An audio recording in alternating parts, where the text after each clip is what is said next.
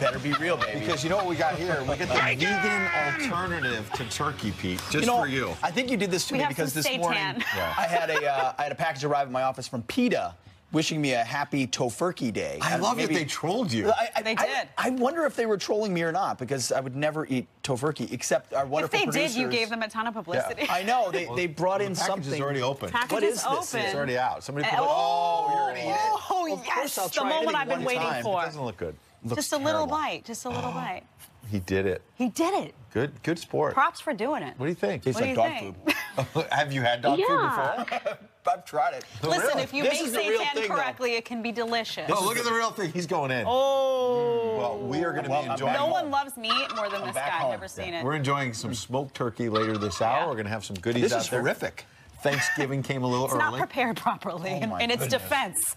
In its defense. The president, meanwhile, heading out to California to deal with the wildfires, obviously. But before heading out there, he's at the White House and talked turkey a little bit of his own, if you will, the politics of the day, talking about Nancy Pelosi, talking about Saudi Arabia, and talking about the caravan. He had these critics saying in recent days it was just an election ploy. He only talked about the caravan before the election. Not true. He's tweeting about it after the election, and today he's lashing out and making clear that he's not happy about it. I can't talk. Oh, you can't talk? All right. So let's hear from the president. We're not letting people into our country illegally, and we're not doing a release. We'll do a catch, but we're not doing releases. They come up and they're talking about all their great fear, all their problems with their country, but they're all waving their country's flag. What is that all about? If they have such fear and such problems and they hate their country, why do we see all the flags being waved? For Guatemala, for Honduras, for El Salvador, we're seeing flags all over the place. Why are they waving flags? This has nothing to do with asylum. This has to do with getting into our country illegally. And we have to know who wants to come into our country. Jedediah, I was trying to be a good teammate and tee up Pete. I didn't realize he had his mouth full. Now I figured out how to shut him up. Yeah, exactly. But the president really lashing out and saying enough is enough. Yeah, you know, that's one of the common sense points that someone like Donald Trump makes, which reminds me why he got elected. Because you're sitting there and you're watching these people that are supposedly hungry to come to the United States, fleeing places that are horrific, that, you know, fleeing crime and unlivable conditions, and they are holding up flags of those countries, and you sit here and it's an easy point, but at the same time you say, wait a second, that really does make a lot of sense. I don't know if we could put some of those images up, especially the one of the long banner, all young men carrying a banner and flag of their country. All I can think of is the last time as a young man I wore a flag of my country, and it wasn't because I hated what's in front of me. It's because I loved what was behind me. Because I loved my country so much, I would wear the flag and go out and fight and die for it. So presidents make a very important point here. If you love your country so much, then go to your country and fix it, or be a part of the solution. Don't carry a flag to our country, then stand on top of a fence and mock us and our Border Patrol agents saying we're coming no matter what, or we're going to mass. That one individual we heard from a couple days ago saying we want to bum rush the border, it's us against Trump. I mean, that is the absolute wrong mindset, instead of coming humbly and saying, we hear there's this great place called America, and I want to come here legally and be a part of it. We welcome that. And when they're waving the flag of their home country, it turns on its head the idea that they want to seek asylum here and run away from that country that they're celebrating. Tom Homan, the former ICE director, last hour pointing out this irony. In my 34 years, I never watched a group of people who are supposedly escaping fear and persecution from their home governments carrying the flag of their oppressors. The facts are you can only claim political asylum if you can show you're escaping fear and persecution because your race, religion, social affiliation, political affiliation, poverty, and seeking a job and reuniting with somebody who's already in this country legally doesn't qualify. And a lot of you pointed out a number of times on this program, Ed, that, you know, critics are saying, well, he talked about it during the election, hasn't talked about it since. You have to be a cynic to believe this is something he's only raised cynically. This is something he's been passionate about from the beginning of his candidacy in multiple iterations. Now there's a showdown, and he's serious about it. That's a great word, too, you said before while he was talking, the word oppressor, because you have to remember, these people that are carrying these flags of these home countries, they're not just fleeing lack of economic opportunity. That wouldn't warrant asylum. These are people fleeing unlivable, violent conditions where they feel that their lives, the lives of their families are threatened. It is very bizarre that you would want to celebrate a place where you don't feel safe enough for you or your family to live. that does warrant question as to what's happening. Well, the other narrative the president pushing back on, he's heard the mainstream media ever since the midterms say, boy, the president took it on the chin because Democrats took the House. Well, the president says that may be true, but he also increased his majority in the Senate, something the media spends a lot less time on. And also the media not wanting to talk quite as much about the fact that Nancy Pelosi is having trouble within her own caucus. And the fact is she wants to be Speaker of the House. Now she has Marcia Fudge looking at another Democrat looking at running against her for Speaker. They met behind closed doors yesterday. Fudge came out of there saying, I want to think about this a little longer. I'm going to think about it over Thanksgiving. Let Pelosi twist in the wind, as about 20 lawmakers say that they're signing a letter saying they'll never support her as Speaker. The president may be getting a little mischievous here by telling reporters, I want her to be Speaker. Watch. I would help Nancy Pelosi if she needs some votes. I like Nancy Pelosi. I mean, she's tough and she's smart, but she deserves to be Speaker. And now they're playing games with her, just like they'll be playing with me it's called presidential harassment. The president of your country is doing a great job, but he's being harassed. In a way, her own party's harassing her. There's nobody else should be Speaker. If she needs any votes, if she asks me, I will give her the votes to put her over the top. Almost 20 Democrats have now come out and say they're part of the Never Nancy approach for Speaker of the House. And the reason that number is important, Ed, we were just talking about it. Yeah. The majority for Democrats in the House is at, or it's still fluctuating, but it's at around 15, 16, 17 votes. Well, if you lose 17, 18, 19 members of the Democratic caucus, you don't have the votes. You don't have the votes unless you have Republican votes. The latest Democrat, Spanberger, representative-elect, I believe she took out Dave Bratt.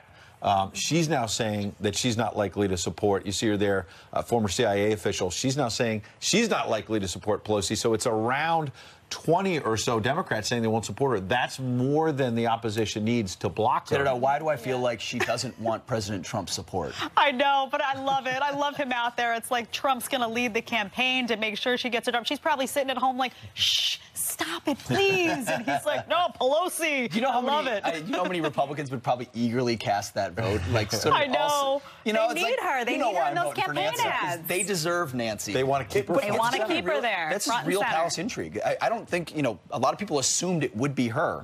If you get enough, it's kind of like the Freedom Caucus with Bills and Republicans. If you get enough members that say, we're ready to turn the page, and you just don't have the votes, you have a really tough decision to make. Does she have to declare she'll be a transitional one-term speaker, which some people think would allow her to get that role? Yeah. We shall see. We shall see what happens. Because you had Alexandria Ocasio-Cortez in a sit-in in Pelosi's office this week on climate change and other issues, saying that the left is not happy with their leadership. The hard left. The hard left of the Democratic Party is going to emerge. I know what I'm going to do in my first week in Congress. A sit-in in my leader's office. Well, though, it is her way to kind of say, I got elected and I'm here and I'm going to start working day one. And the Bernie Sanders and the Ocasio-Cortezes, they are very passionate about what they want to do. Right. So. And the other problem Democrats have right now is they won't admit defeat in places like Georgia, we've been talking about this morning, and Florida as well. 11 days after the midterms, Democrat Stacey Abrams ends her bid for Georgia governor, but she isn't going down without a fight. And in Florida, she also won't concede. The manual recount enters its second day, and it's not looking good for incumbent Democrat Senator Bill Nelson. That's where we find Griff Jenkins, who's live in Broward County, where hand-counted votes have been completed. Griff, what's the latest? Good morning, guys. Senator Nelson's political career began in 1972, about 2 hours north of here, and it will likely end here in Broward County because the votes simply aren't here. Let me take you inside right now where they're counting some other races, but Broward was Nelson's best shot at flipping the Senate race. We were told there were 25,000 votes here. It's not the case. Out of 31,000 over-under votes counted yesterday, only 447 could go Nelson's way. That's just not enough. We'll see if Nelson concedes tomorrow at noon when official results come in. But you mentioned Georgia. Democrat Stacey Abrams ended her race for governor against Republican Brian Kemp without actually conceding. Take a listen. This is not a speech of concession, because concession means to acknowledge an action is right, true, or proper. We will be filing a major federal lawsuit against the state of Georgia for the gross mismanagement of this election. And Abrams also announced plans to file a federal lawsuit over how Georgia runs their elections. Guys, back to you. All right, Griff. Thanks, Griff. He's been traveling all around. He has. He has. It's a tough job. Or showers. Or sleeps. Or showers. He showers. You took it to a next level. Turning now to your headlines. President Trump left for California this morning, where he will visit victims of the devastating wildfires.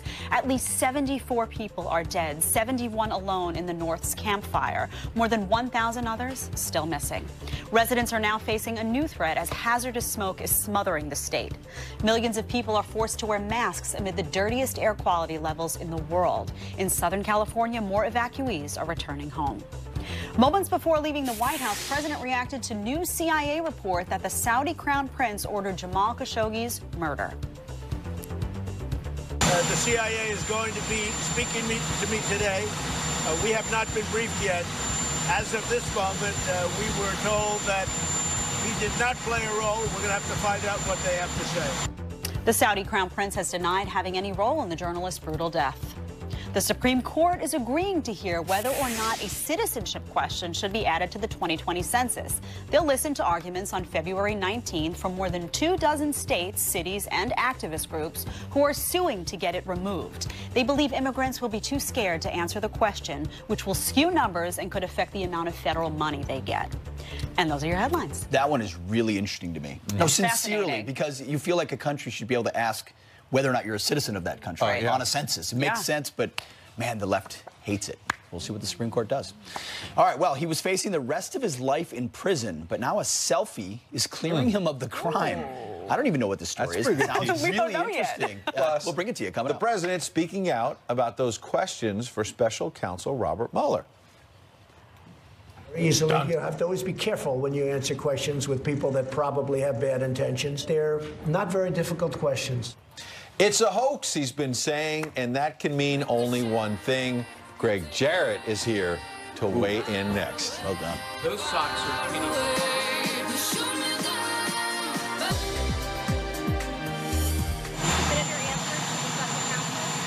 No, we do that next week. They're all done.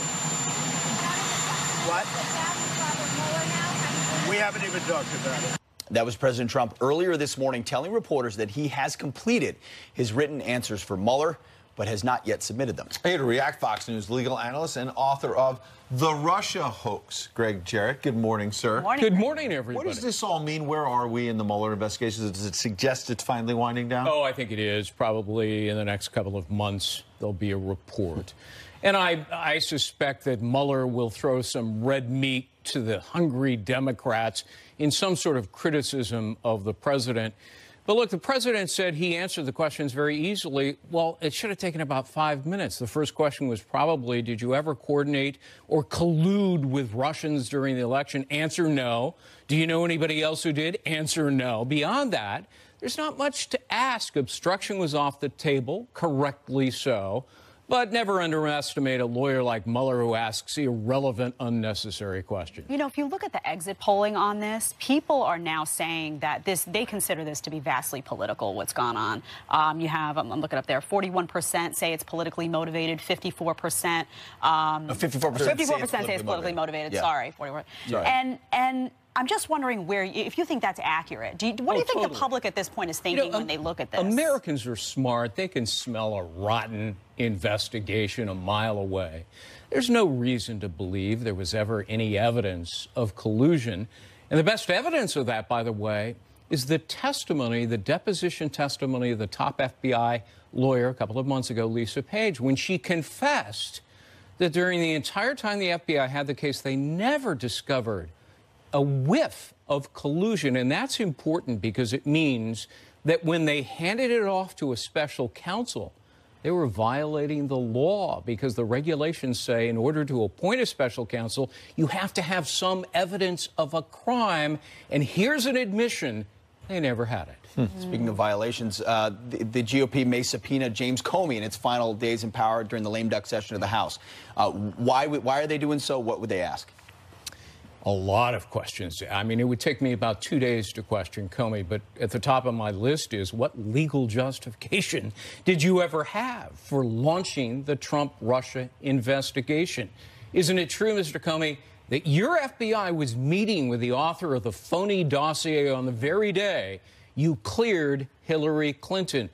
And isn't it true you deceived and concealed vital evidence from the FISA court to spy on an American citizen, a Trump campaign associate? There's a lot to ask. Real quick, James Comey tweeted this out yesterday, his side of it. He says, House Republicans can ask me anything they want, but I want the American people to watch. So let's have a public hearing. Truth, he says, is best served by transparency. Let me know when it's convenient. So he's saying a lot of people have been brought in for questioning behind closed doors. I want to do it in public. Yeah. Is that because he wants to grandstand, or is that because he really wants to tell his side of the story? Comey is vainglorious and in love with himself. He loves the television cameras and the attention. You don't get to negotiate your testimony before Congress.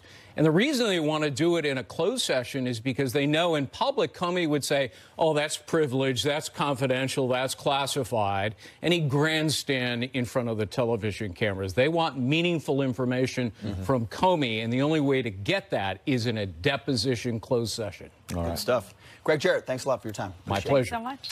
All right, well, President Trump calling out the caravan, saying this has nothing to do with asylum, and the migrants holding their nation's flags must be politically organized. Geraldo Rivera here to react to that live, coming up soon.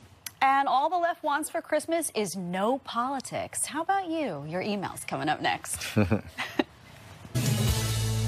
Welcome back. Some quick headlines for you. Vice President Mike Pence is heading to Australia today. The VP is leaving New Guinea, where he just announced a new partnership. The U.S. is joining Australia to develop a naval base on that island. And federal prosecutors are negotiating a possible plea deal for alleged Russian agent Maria Butina.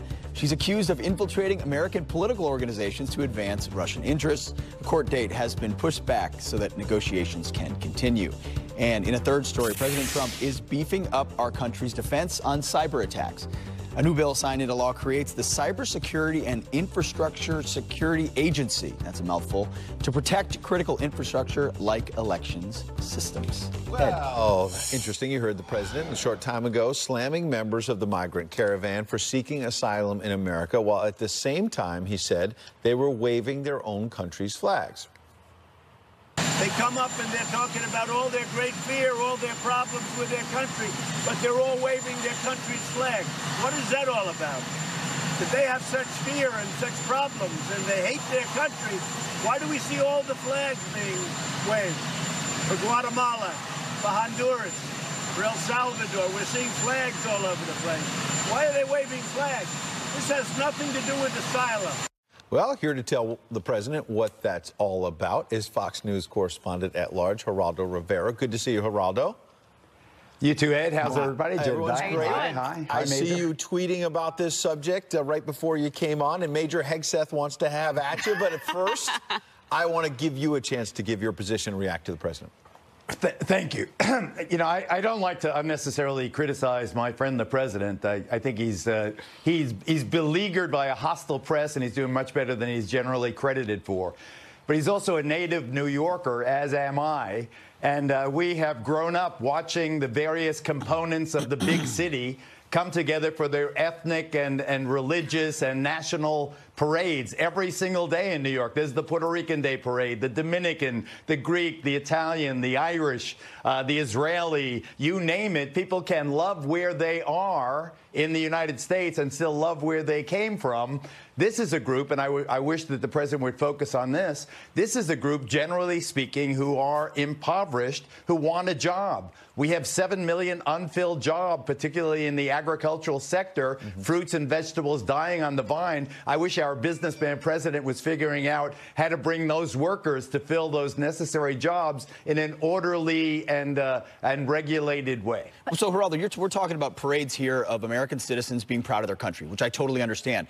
But the disposition of someone to say, I'm going to carry my flag to your country, demand that I be let in, or come in illegally, and when I'm on the top of the border wall, I'm going to taunt your Border Patrol agents. I just think if I had to leave, God forbid, America for some reason and go to another country, you would have to go, you'd want people to go with a heart of humility, to say, listen, I'm coming here, will you offer me the opportunity to be a part of the fabric of your country? It looks like the exact opposite. The optics are terrible, and you got young men, you got gang members a part of it, as we've seen reported.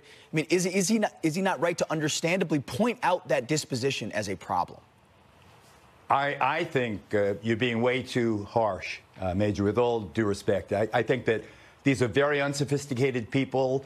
They are, generally speaking, an undereducated or uneducated group. They cling to some symbols of stability in their lives. All they want to do is feed their children. You have the poorest people. That's not asylum. That's not why they're coming. Wait 1 second. You have some of the poorest people on earth living next door to the richest country on earth. The richest country on earth has a labor demand and a tradition of welcoming these people, however sub rosa, however under the table, to fill these jobs and to pick the apricots and the avocados and wash the dishes and take care of the babies and mow the lawns and deliver the pizzas and so forth. I mean, we've had this irregular relationship. What I would like to see, even as the president gets the wall that he has earned. He's earned the wall. I've withdrawn my criticism of the wall. Now give the dreamers their path to citizenship, and why not reopen? Here's something logical. Reopen the old program, the old Bracero program, where we welcomed hundreds of thousands of these workers on a temporary seasonal basis.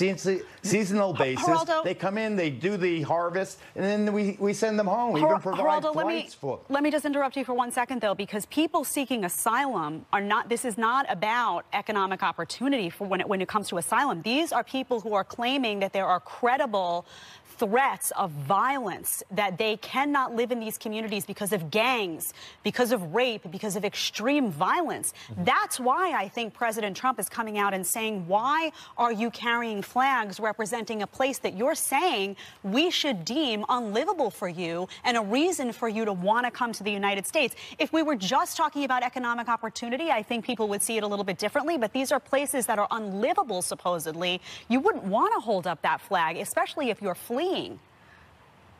Jedediah, with great wisdom as usual, and you go right to the point. The whole asylum stuff and the exaggeration of the peril that awaits them in their home countries is just because asylum is the only way they really get the due process hearing once they cross the border. Otherwise, they're just illegal, they're just detained, and they are ultimately deported. If they claim asylum once they set foot in a port of entry on U.S. soil, U.S. law requires that they have a due process hearing. Yes. Just like Jim Acosta, when he gets his press pass yanked, he gets a due process hearing.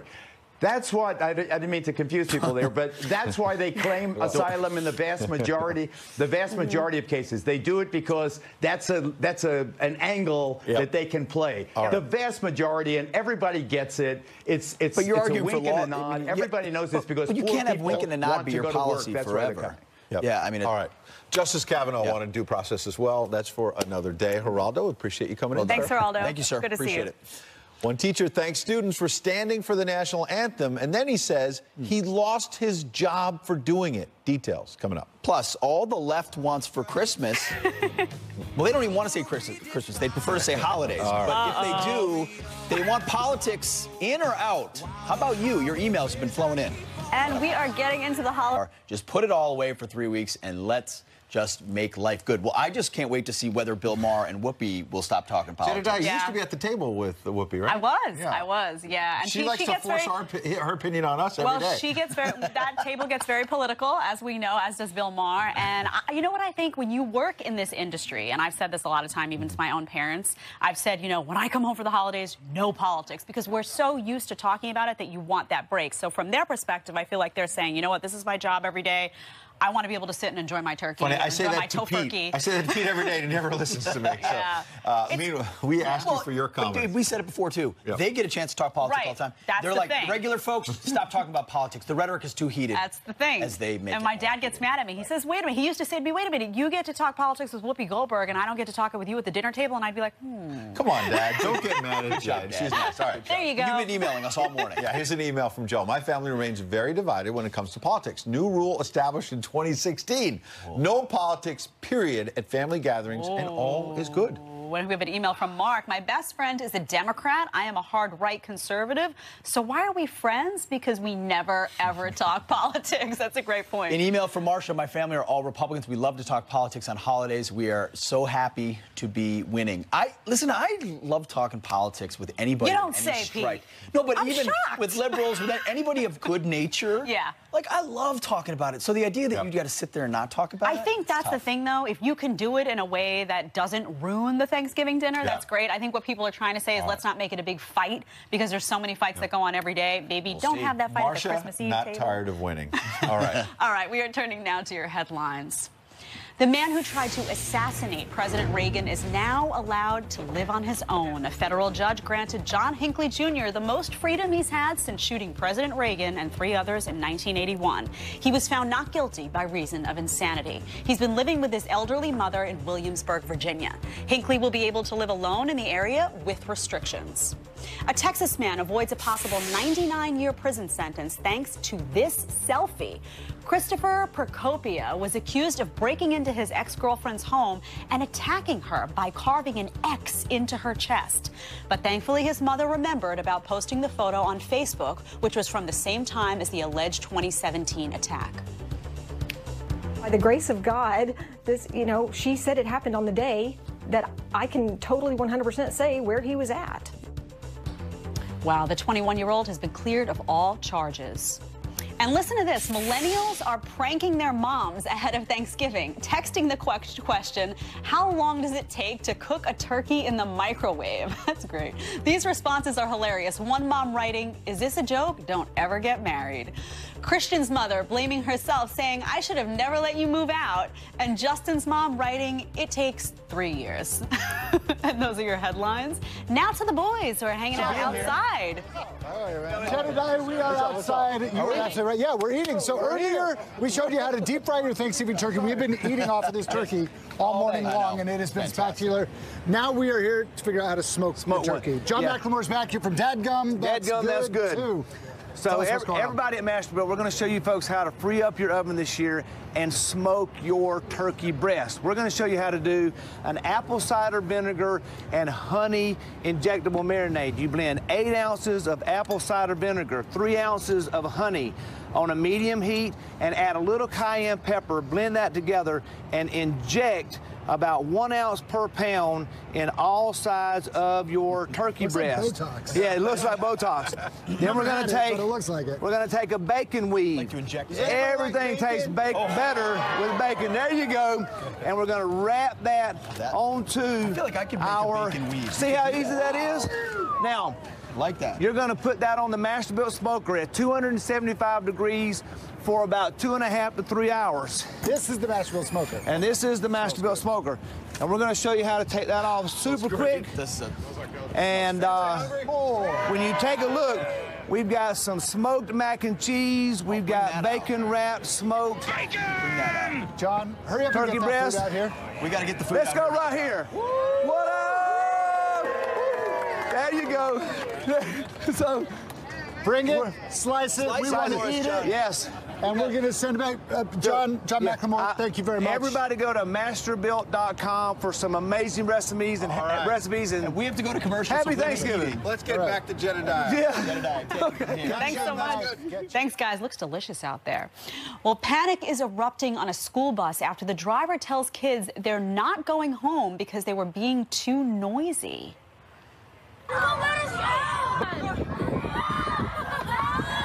Get my son off the bus now.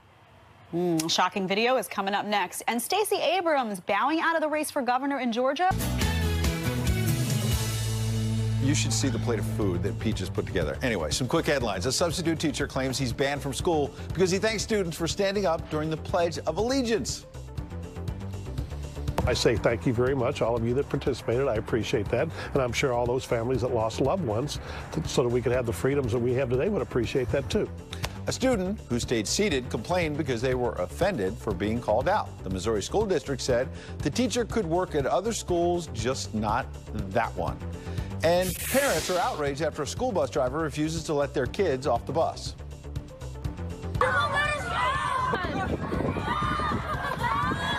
Get my son off the bus now. Elementary students in Kansas crying and screaming for help after they were allegedly told they would not be going home because they were being too noisy. The district said the driver followed policy, which instructs the drivers to pull over if the students get out of control. Jed? Well, Stacey Abrams, the Democrat in Georgia's governor race, acknowledged Friday that she cannot defeat her Republican opponent, Brian Kemp, but would not officially concede the race. I acknowledge that former Secretary of State Brian Kemp will be certified as the victor in the 2018 gubernatorial election. But to watch an elected official who claims to represent the people in this state baldly pin his hopes for election on the suppression of the people's democratic right to vote has been truly appalling. So let's be clear. This is not a speech of concession. So as Republican candidates in both Florida and Georgia are set to win governorships, why won't Democrats give up the fight? Here to debate, RNC spokesperson Kayleigh McEnany and Fox News contributor Jessica Tarlov. Kayleigh, I want to start with you. What is this pattern now that I seem to be seeing of Democrats lose elections, they refuse to concede, and then they say, well, I lost because you stole it or you cheated? That seems to be a pattern that's developing in more places than one. Or two. Oh, no doubt about it. We see it in Florida's Senate race. We see it in Georgia's governor race. Democrats are being sore losers. They refuse to acknowledge they lost the election. So what do? They cry malfeasance, wrongdoing, criminality, fraud. And the real irony of this is you just heard Stacey Abrams talk about Kemp engaging in voter suppression. On the contrary, back in 2 years ago, 7 of 9 precincts were going to be closed in Randolph County. That's a majority African-American county. Brian Kemp voted to keep those or rather publicly said, let's keep those precincts open. Ironically, 5 of those precincts kept open went on to vote for President Trump. And meanwhile, the only real evidence of fraud we have, Jedediah, is here in my great state of Florida, where the Democratic Party altered official forms. That is a criminal act. It's being investigated, and it was reported by USA Today. So the fraud was by the Democrats, but nevertheless, they're crying it out loud. Jessica, is it justified, in your opinion, what the Democrats are doing? You see Stacey Abrams talking about, disenfranchised voters, and what you see going on. Do you see it as being justified, them not conceding these elections? Oh, well, she is conceding the election. She said Brian Kemp won it, but she still wanted to. But she won't concede. She won't call it a concession. You're hinging on this one word there. I think Stacey Abrams has been very clear that Brian Kemp will be the next governor of Georgia.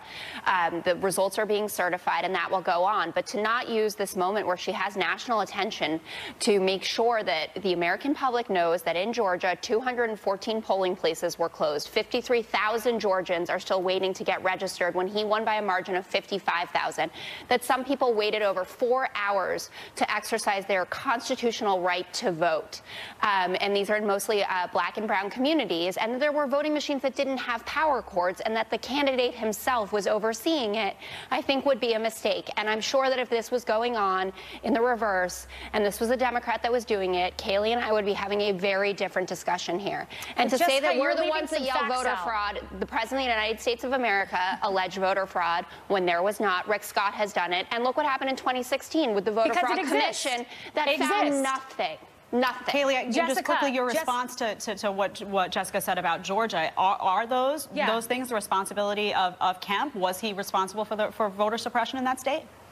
No, so there are some key facts left out. First, those 214 polling locations that closed, Brian Kemp was not responsible for that. That was counties that decided to close those locations. Many of them were rural precincts where folks were not showing up, they were underutilized, or they were not compliant with the Americans with Disabilities Act, so they were in violation of the law. That is why those polling locations were closed. Brian Kemp, as I noted, has stood against voter suppression out loud. And when Rick Scott talks about fraud, when President Trump talks about fraud, it's because it exists. USA Today reported the Democratic Party of Florida altered official voting forms. That happened. That existed. That is fraud. And I understand it's inconvenient for Democrats to talk about, but it exists, and it's true, and it's real, and it's the Democratic Party of Florida. Well, thank you both, Kayleigh, Jessica, for being here. Thanks, it's a fun topic, and guys at home, let us know what you think.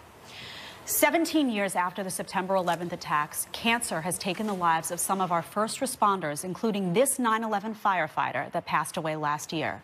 His daughter has now made it her mission to raise awareness and save the lives of others, and you at home have even helped. Her inspiring story is coming up next. Today, 97. Welcome back. Well, this Thanksgiving week, we take a look back at the great causes our Fox and Friends viewers have supported this past year. Yeah, and last year, 9/11 firefighter William Gormley unfortunately died of illnesses related from responding to that attack. He was helping other people. His daughter, Bridget Gormley, joined us in September to discuss a documentary she made to raise awareness. The documentary is just like an elegy to my father and from my own experience. But as I was making it, I was realizing there's a lot more going on than meets the eye, and that a lot of people don't realize it. When my father first died, people asked me how he died, and I said cancer. And they said, was he a smoker? And I said, no, he's a responder. Now, with your generosity, Bridget has raised nearly $13,000 for her documentary to raise awareness about 9/11 related issues. She joins us now with an update. Bridget, thanks so much for being here. Thanks for having me. And thank you for your father's service and for highlighting this. First of all, just if you would explain the documentary, what you're raising awareness about. Yeah, of course. So in short, the documentary just highlights that first responders, residents, and workers are still getting sick from the 9/11 dust 17 years later. So it's the day that keeps taking. And I just want people to realize the severity of it. And you want to raise $25,000, so you're getting closer to the goal. Getting there. Thanks to the generosity of Fox and Friends Yes. viewers. What do you want to know? I'm active with the Tunnel to Towers charity, and they really help a lot of first responders and their families, and you do the run through the tunnel because of Stephen Siller. And I wonder, but we hear about Stephen's story. What do you want people to know about your father? Well, my father, like most people, was a responder. He's a fireman. He went down there when he was called. But over the years, 9/11 has become known as one day. But it's not one day. My father responded, as did other people, but also people were told to go back to work, and now they're all getting sick. There's an aftermath. And there's an aftermath, yes. I just want to let people know about that. And does the documentary go through his life or many people who have dealt with these illnesses? It goes through people that have passed away, people that are getting sick, and people that are sick, and also the legal battles in Washington. Our numbers show over 9,000 have been diagnosed with 9/11 related cancer. That number could be higher. What needs to be done? Well, what needs to be done, the VCF, the Victims Compensation Fund, is set to expire in 2020. There's a lot of good people working on it, John Field, Michael Barish, John Stewart, trying to get it extended. But I would like to tell people to get registered with the World Trade Center Health Program, and then enroll in the compensation fund. So we always remember and can never forget the over 3,000 people who were killed on that day. But you make a really important point about 9,000, you say, who have died since then in the aftermath. You came on, it was very emotional when you came on this year. What do you want people to do now to help make sure we never forget your father and all of those first responders and others who got sick after the fact? I just want people to know, because that's half the battle. A lot of people outside of the 9/11 community in New York, they're unaware that this is an issue. So the documentary is called Dust. You need to raise more money. Folks can go to foxandfriends.com, foxandfriends.com to donate more. Let's help Bridget get it across the finish line. So many generous viewers out there. We're grateful for that. That's why we're highlighting it. Thank you for your story and your father. Yeah, we're thinking about your family this Thanksgiving, and thank you for your father's service to helping so many people. All right, more Fox and Friends just moments away. Don't go anywhere. No.